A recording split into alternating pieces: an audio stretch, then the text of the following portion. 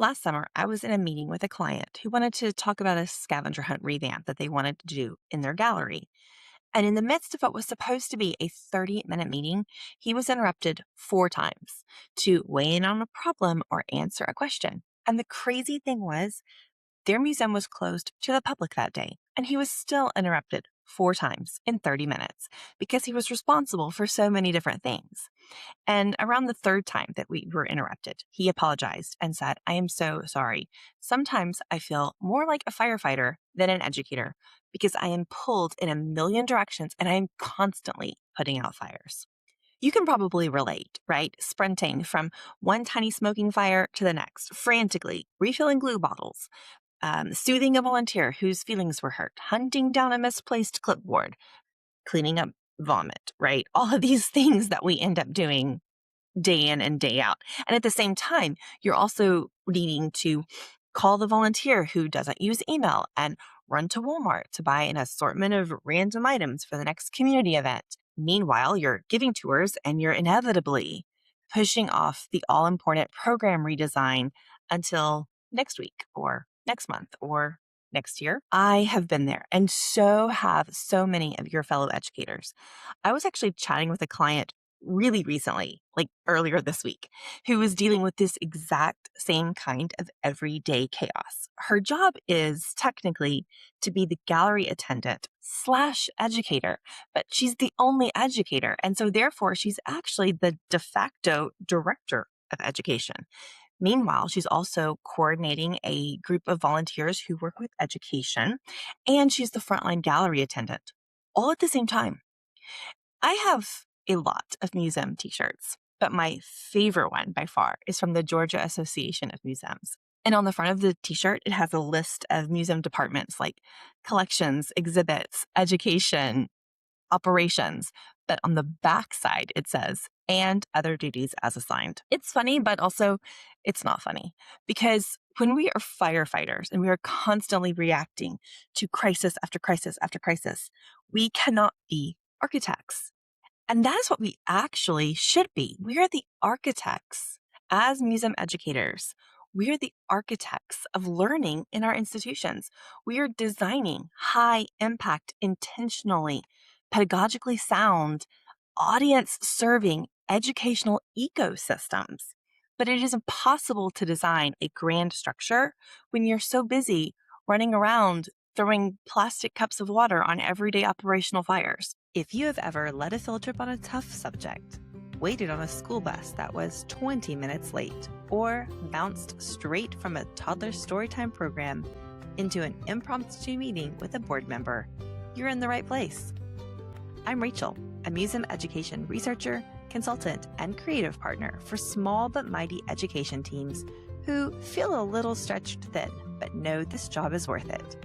This podcast is where museum education scholarship meets real-world realities, helping you reclaim your creativity, energy, and maybe even your lunch break. Welcome to the Modern Museum Education Podcast. Hi, friends, and welcome back to the show. If we haven't met yet, I'm Rachel, the founder of Modern Museum Education, and I'm a longtime museum educator turned creative consultant. Now I work with museum educators like you, helping you to create sustainable, strategic, and pedagogically sound programs for children and families in ways that won't have you burning the candle at both ends. Today, we are talking about a massive field-wide challenge. When you are wearing all of the hats, how do you balance the demands of frontline education with the responsibilities of leadership without losing your mind or your love for the job in the process? I have never met a museum professional who has said, "Yeah, I have more time in the day than I have things to do." It does not matter what size your institution is. We all take on more responsibilities than we actually have time for in a day. But this is a problem that is huge and systemic in small and mid-sized institutions, primarily because we really are trying to do everything with a small, tiny handful of people. So when we're talking about these kinds of institutions, my favorite kinds of institutions, the small and mid-sized ones, when we talk about museum education teams, let's be real what that really means. It probably just means, one person, maybe two. And I can relate to this. In fact, let me show you my trophy. So I had always had the privilege of working in an institution where an education team did in fact exist. They were for years, always between like 2 or 3 at least, and sometimes as many as 5 different educators who were a combination of full and part-time employees. But when COVID happened and we had to shut down, when we were finally able to reopen, unfortunately, site-wide, we lost over half of our staff. For my department in particular, for education, I lost all of my staff members, every single one of them. I had at the time there were three plus me. So our team was a total of 4 in education. And when we came back after COVID, it was just me. And what that meant in reality for me as the director of education, I was the only educator on site. So I was doing any education programs, of which there weren't a whole lot, to be honest, but I was trying to do some virtual stuff. But I was also giving tours. I was working the front desk, and I was helping at a very high level with a lot of operational and organizational things because there weren't very many staff members left at the museum, right? During that time, as I was really grieving the loss of so many of my colleagues and just kind of the loss of normality that we were kind of all going through, I found this golden pony trophy. We had used this trophy at the museum for a different program over the years, but I actually put a new little label on it for myself, and it says, "Last one standing, education," in quotation marks, department. I know what it is like to be a department of one. When you aren't just managing programs, you're also managing yourself, your own energy, and a never ending list of competing priorities. This sets up an incredibly exhausting dynamic of dual capacity fatigue. You are caught in this constant tug of war between being the doer of the programs and the planner of the programs, because frontline operational duties often scream the loudest, right? That's the squeaky wheel, the person who's walking in the door, the kids who need an educator to do their program. That's the kind of work that always wins out, and it can completely swallow up your day. And by the time you finally sit down to do high level, deep thinking work, strategy work, program design, your creative focus is entirely gutted.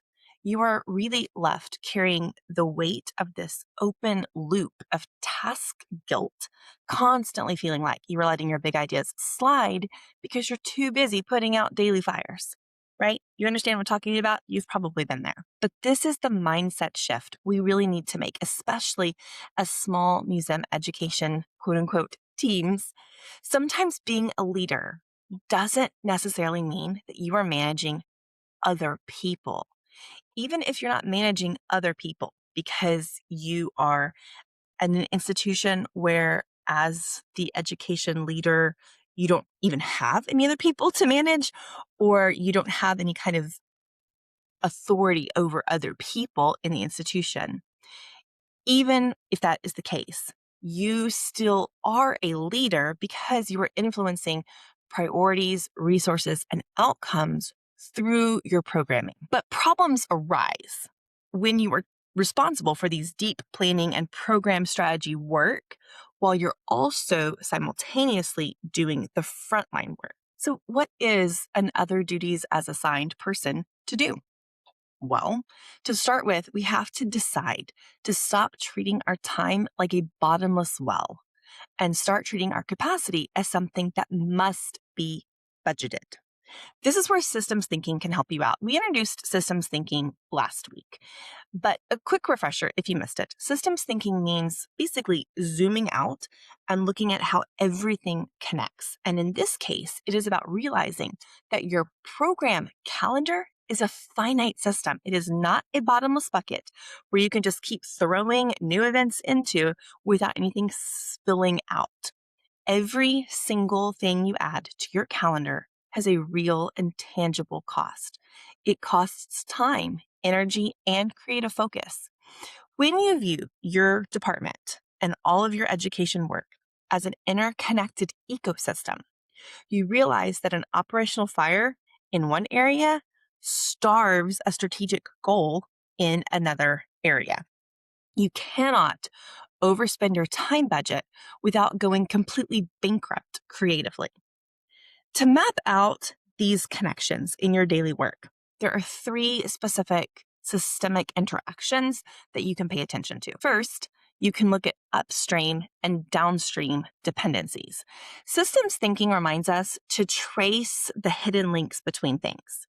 So, for example, a program is never just the single hour or two that it takes to deliver it to the public, right? If you look upstream from that program, from that event, you see that there is marketing and administration work that has to happen. Did the front desk get briefed on the event? Did marketing have enough lead time to actually promote it? Or are you going to be sitting in an empty room?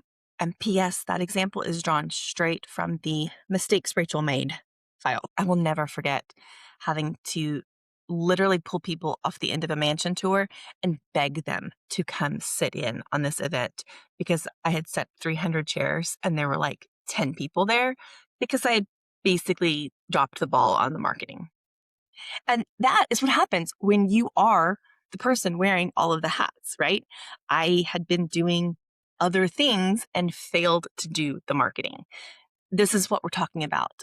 Managing the capacity that is your limited time, whether you have an actual team or you are, like I was at that time, a team of 1. Okay, so let's look at the downstream, the aftermath of an event. Who is resetting the space? What is the state of your remaining program supplies? Do you need to order more? Who is sorting through evaluation data? Who's collecting it? Who's analyzing it? Or do you even have the capacity to collect evaluation data? If you don't feel bad because most small museums don't have the capacity for that. I'm working on a future episode about how to build in evaluation into the actual program so that it can be done with a very small staff. But if you aren't doing it now, just know that you're not alone. Most museums are not. The point is, when you don't account for the entire life cycle of a program, everything that has to happen before, everything that has to happen during, and everything that has to happen afterwards, you're underestimating how much capacity you really need in order to be able to pull off that program to its highest potential. And this leads us to the second thing to think about, which is the ripple of a yes. Okay. Every time you say yes to anything, a task, big, small, a program, a group booking, it doesn't matter. Any yes has a ripple effect of actions. If you say yes to doing a program on a late Saturday afternoon, that can cascade into Monday morning, right? If you have to show up on Monday morning and finish the cleanup.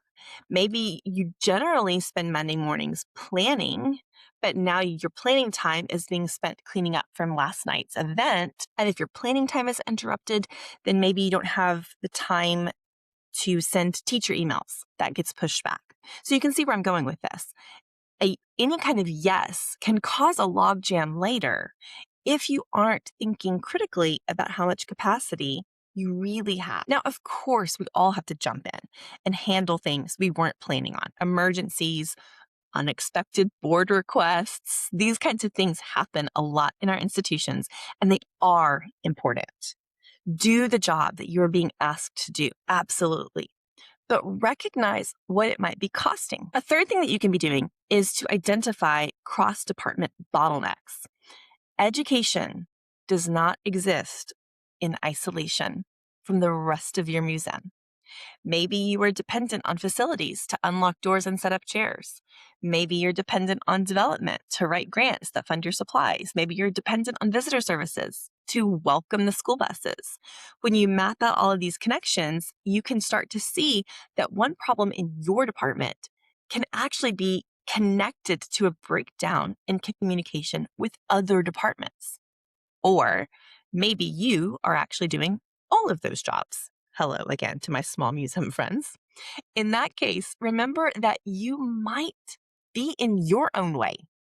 If you aren't clear on all of the connections and dependencies between all of the necessary tasks, you're going to find breakdowns in your program, just like I did when I planned an event and failed to market it. Okay, if you are nodding your head right now because you were also trying to untangle all of this on your own, I want to invite you into a space where you don't have to do it in isolation. Come join me in the Engagement Lab over on Telegram. It is a completely free broadcast channel where I drop monthly voice notes breaking down real, manageable engagement strategies and tips for managing your own career.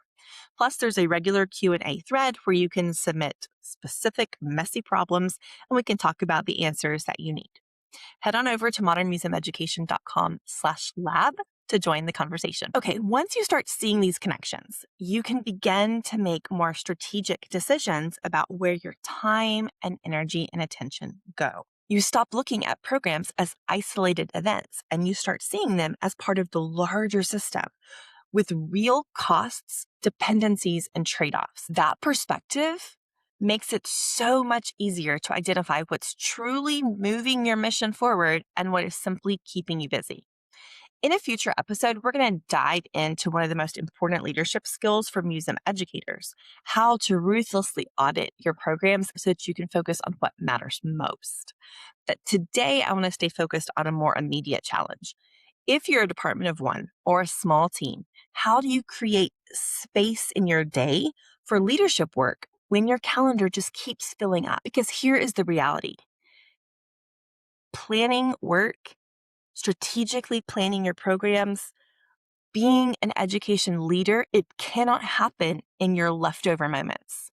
If you're going to think strategically, you have to intentionally claw back some time from the doing to protect the planning. And here's how you can do that. First, ruthless calendar blocking. We need to talk about the sacred nature of your calendar. And I get it. It is our core mission to develop programming and serve our audiences. And in addition, for some of us, those programs and events, public programs, school field trips, they might actually be bringing in funds that contribute to your operational costs. And it can feel deeply counterintuitive, even a little terrifying, to look at a booking request and say, nope, I'm unavailable at that time. But sometimes, in order to do vastly better work in the long run, the absolute right strategic call is to block off an entire day, an entire morning, or an entire afternoon, and not accept bookings during that time. You have to mark out those times as being strictly unavailable for public bookings, as though someone else had already booked into that time slot, because someone has already booked into that time slot. You, during those times, you are unavailable. You are already booked. You are booked to do high-level planning work. Second, value your volunteers. Now, because I can already hear some of you saying, but Rachel, time blocking only works if I actually have total control of the calendar. But I'm also the frontline gallery attendant, or I'm scheduled to work at the front desk. And if a guest walks through the door, I have to drop everything. And if that is your reality, consider who might be able to help you. Is there a highly reliable, seasoned volunteer who can be trained to cover the front desk? Can you get a volunteer to cover your gallery attendant duties, even if it's just for a single morning or 3 afternoons a week? That is a guaranteed block of frontline presence handed over to someone else so that you can step off the floor, sit at your desk, and do high-level strategic planning. And that is so necessary for education programs to be able to not only survive, but thrive. Third, audit and automate your logistics. If you are a department of one or two, you cannot afford to be wasting your limited time and creative energy on manual administration tasks. If you are spending hours on back and forth emails trying to book a single field trip or manually typing out confirmation letters, you need a better system. Transition to automated booking forms. Use email templates. There are so many resources that are available, like free resources that are available to help you automate these kinds of tasks. You might even already have access to them, especially if you use a Google Workspace for your institution. You can use Google Forms and Google Spreadsheets. You can even get free Google websites through a Google Workspace account. And that might be a way that you can automate some of the communication that has to happen between you and teachers or parents or what have you, volunteers even. That might be a great way to streamline volunteer communication. Spend a couple of hours thinking about how you can streamline these administrative logistics as much as humanly possible, because every minute you save, you win back for planning mission-aligned programs. And lastly, stop measuring success like a frontline educator. This one is less about your calendar and it's more about your mindset. One of the hardest things that I had to learn as an education director was that my value wasn't measured by how many things I personally did. And if you are an educator, like if that's your title, but you're the only educator, you are the de facto education director. And you need to at least spend a little bit of your time every week with your director hat on. And when you have your director hat on, you need to remember that you don't have to, nor should you, be doing every single thing. A director's success is measured by how many things can happen because of the decisions that you make, not because of the actions that you take. So when you are wearing your educator hat, your frontline educator hat, and I'm doing the programs, I'm the program doer, the measure of success is how many actions I have taken. What have I done well? But when you are wearing your director hat, you are the planner, not the doer. And the measure of success is how many things can happen because of the decisions that you make, not the actions that you take. As museum educators, when we're the doers, we get immediate feedback, right? You can see a kid's having a great experience. A teacher thanks you after the field trip. A family says, oh, this was wonderful. Those moments feel good because we can directly see the impact of our work. But leadership and planning work, it is different. Nobody sends you a thank you card because you streamlined the booking process. Nobody applauds you because you created a volunteer handbook. Nobody mentions to you that how nice it was that the program ran smoothly because of all the planning decisions that you made 3 months ago. Right? But those things matter. In fact, they often have a more lasting impact than any single program that you personally facilitate. So think about it like this. When you are the educator, when you are the doer, you are solving today's problem. When you are the education director, when you're the planner, you are solving tomorrow's problem. Now, of course, don't misunderstand me. There are always going to be moments, no matter how big or small your institution is, when you will have to jump in and do the work yourself. And if you work for a small museum, you're going to be jumping in and doing the work yourself more often, right? That's the nature of a small museum. But when every single problem requires your direct involvement, you have become a bottleneck. Being a good education planner, an education director, even if that's not your title, is about creating conditions where good education can happen without your constant intervention. It's helping volunteers or staff succeed because they're well trained. It's making sure teachers get the information they need because you've built a very smooth booking process. It's creating systems that continue to work even when you are busy giving a tour or helping a visitor or cleaning up the bathroom. You can do those things. You can get pulled away to put out those fires, and things in the background keep running smoothly because you've set up quality systems. So if you are having a day where you are doing more planning than doing, don't ask yourself, what did I accomplish today? Right? Because that checklist might be very small and you might walk away from the day thinking, I didn't do anything today. Instead, think about it like this. Ask yourself, what became possible because of my decisions today? And that is where museum educators can become leaders. Even if you're a department of one, that leadership role in your institution might be far bigger than you even realize. If you're listening to this episode and you are realizing that you have become the keeper of all of the information, the solver of all of the problems, and everyone depends on you for every little thing, first of all, you're not alone. That happens to a lot of museum educators. It happened to me, it happened to my boss, and it has happened to many people that I have worked with over the years. But it does not have to stay that way. One of the things that I help museum educators and education directors do in power hour sessions is to identify where they are getting stuck in the weeds and where they can start building systems. Sometimes that means untangling volunteer challenges or working through how to manage up and talk to administration to advocate for needs. Sometimes that looks like rethinking a program that might be taking more energy than it's worth. Sometimes it's simply figuring out what to do next, especially when you are so deep in the weeds because you are a department of one. If you are tired of feeling like you are the only person holding the education programs together at your museum through sheer force of will, let's talk.